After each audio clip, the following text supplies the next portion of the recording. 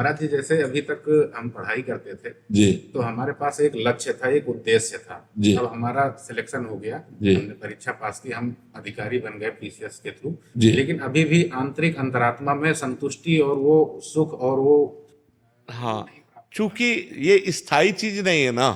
मान लो आपका शरीर है, 80 वर्ष 100 वर्ष, ये पद और ये शरीर, ये वैभव, ये पढ़ाई, ये नाशवान है, ये स्थायी नहीं है। अगर आपका शरीर पूरा हो जाए तो आपको फिर का से शुरू करना पड़ेगा। आप ग्रेजुएट हो करके शरीर पूरा किए तो आप ग्रेजुएट होके नहीं जन्मेंगे।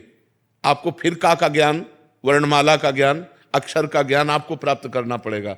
लेकिन 100 बार राम कहा है तो अगले जन्म में 99 से नहीं शुरू होगा, 100 से शुरू होगा। शांति मिलेगी भगवान से जुड़ने पर, अध्यात्म से जुड़ने पर, क्योंकि हमारी मांग सुख है।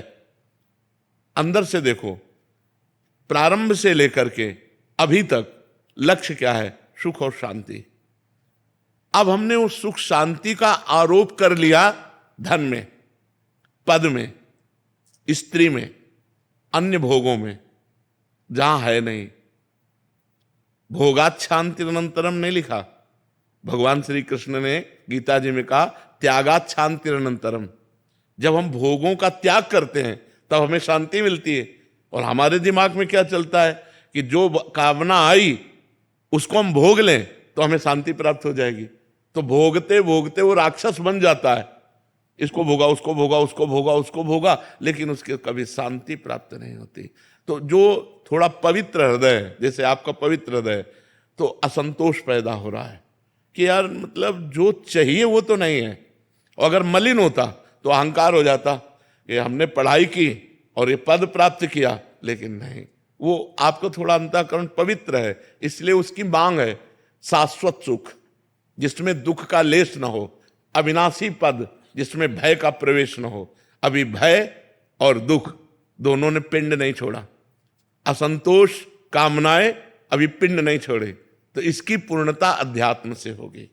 कामना का कोई दुख नहीं, बस अब जीवन का उद्देश्य नहीं समझ में आता। जैसे जब पढ़ाई करते तब उद्देश्य था कि हमें अमुक पद प्राप्त करना है, वो मिल गया। अब आगे समझ में नहीं आता कि अब क्या प्राप्त, हाँ, अब से क्या करना है। हाँ, अब वो प्राप्त करना है जो शरीर छूटने के बाद है।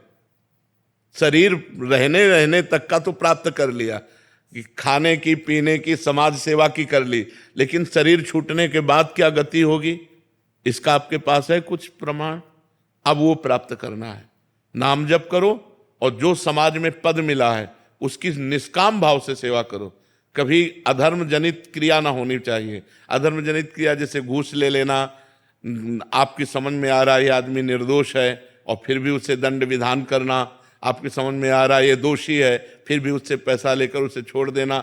जो जहां जिस अधिकार में है, धर्मयुक्त अगर अपने कर्तव्य का पालन करे और नाम जप करे तो ज्यादा उसे अगरबत्ती जलाने की जरूरत नहीं है। वो इसी क्रिया से भगवत प्राप्ति की योग्य हो जाएगा, इसी क्रिया से भगवत प्राप्ति की योग्य। अर्जुन जी कह रहे हैं कि मैं संन्यास लेकर भजन करूंगा, भगवान जी कह रहे हैं मारो इनको, मारो, ये अधर्मी है, अधर्म पक्ष में है, इनको मारो।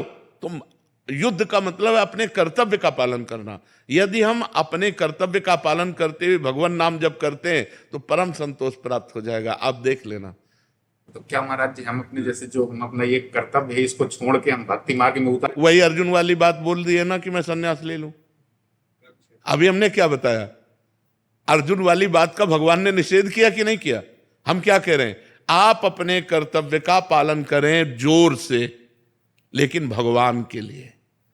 ये सृष्टि भगवान की है। और नाम जप करते हुए कि मुझे जो पद मिला है ये भगवान ने मुझे सेवा दी है, मैं इसे सांगोपांग करूंगा। सांगोपांग मतलब कहीं त्रुटि नहीं होने दूंगा, अधिक से अधिक समय लगा करके करूंगा और वो सब भगवान के लिए करूंगा।